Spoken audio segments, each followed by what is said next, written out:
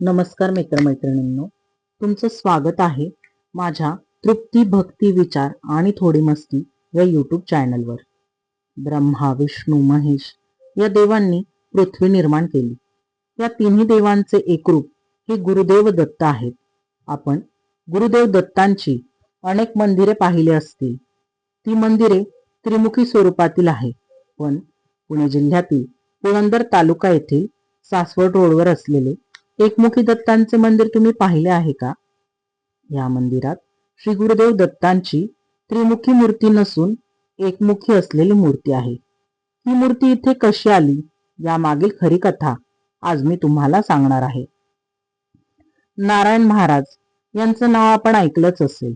त्यांना अण्णा महाराज या नावाने ओळखले जाते.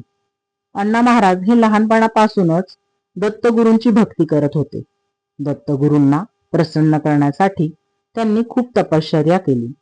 त्यांच्या घराच्या इथेच एक औदुंबराचे झाड होते.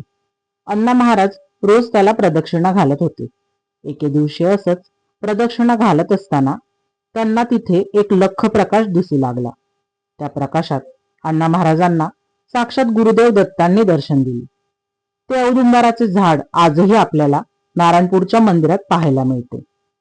तिथे आजही दत्तगुरूंच्या पाऊलखुणा आहेत. तिथे जे तीनमुखी दत्तांचे मंदिर आहे ते प्रथम मंदिर 1964 साली अण्णा महाराजांनी बांधले आणि 1986 साली अण्णांनी एकमुखी दत्तांच्या मूर्तीची प्राणप्रतिष्ठा तिथे केली. संत नारायण महाराज श्री दत्त परंपरेतील एक अद्वितीय संत आहेत. त्यांनी त्यावेळी 1 कोटी वेळा दत्तगुरूंचे नामस्मरण केले. दत्त जयंतीच्या आदल्या दिवशी नारायणपूरमध्ये 200 कोटी शिवदत्त नाम यज्ञ केला जातो.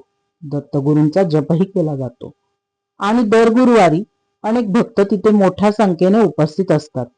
आपल्या मागील इडापिडा करणी बाधा जे काही असेल ते तिथे आल्यावर दूर होते असे म्हटले जाते. नारायण महाराजांनीही अनेक भक्तांच्या आयुष्यातील अडचणी दूर करून त्यांना योग्य मार्ग आणि दिशा दाखवली. त्यांनी भारताच्या 4ही दिशांना 4 धाम स्थापन केले.